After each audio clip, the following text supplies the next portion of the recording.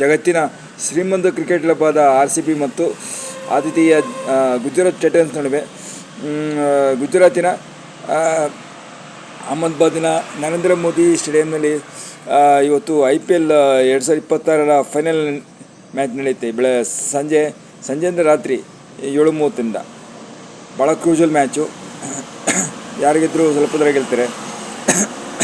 ಇಲ್ಲಿ ಆತಿಥೇಯ ಕರ್ನಾಟಕ ಇದು ಬೆಂಗಳೂರಿನಲ್ಲಿ ಬಿಗಿ ಭದ್ರತೆ, ಯಾರು ಪಟಾಕಿ ಹೊಡಿಸೋಂಗಿಲ್ಲ, ಈ ಚುನಾವಣೆ ಪಿಚಿಲವಣೆ ಏನು ಮಾಡೋಂಗಿಲ್ಲ, ರೋಡ್ ರೈಡಿಂಗ್ ಮಾಡೋಂಗಿಲ್ಲ, ಬೈಕ್ ವೀಲಿಂಗ್ ಮಾಡೋಂಗಿಲ್ಲ, ಡ್ರೆಸ್ ಹಾಸಂಗಿಲ್ಲ, ಭಾಳ ಹುಷಾರಿರಬೇಕು ಅಂತ ಹೇಳಿದ್ದಾರೆ.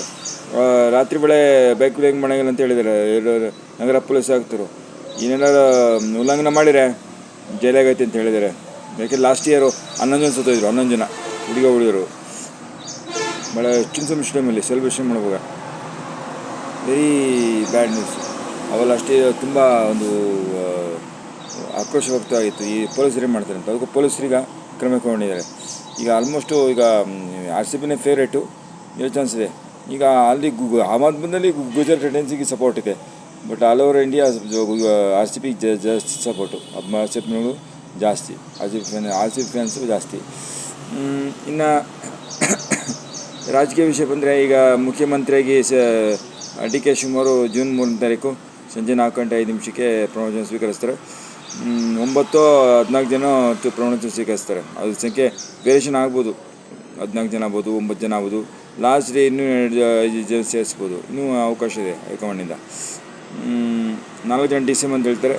ಅಹಿಂದ ಅಂದರೆ ಅಲ್ಪಸಂಖ್ಯಾತರು, ಹಿಂದುಳಿದ ದಲಿತರು ಮತ್ತು ಲಿಂಗಾಯತರಿಗೆ 4 DCM ಪೋಸ್ಟ್ ಅಂತ ಇದೆಯೋ. ಆ DCM ಪೋಸ್ಟಿಗೆ ಬೆಲೆನೇ ಇಲ್ಲ. ಯಾಕಂದರೆ ರಾಮಲಿಂಗಾರೆಡ್ಡಿ ಹೇಳಿದ್ದಾರೆ ಅದಕ್ಕೆ ಬೆಲೆನೇ ಇಲ್ಲ.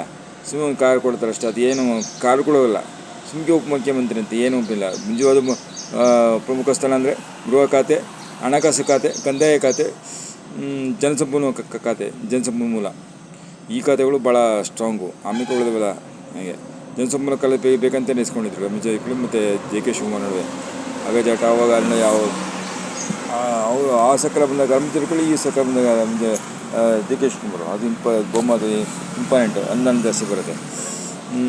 ಆಮೇಲೆ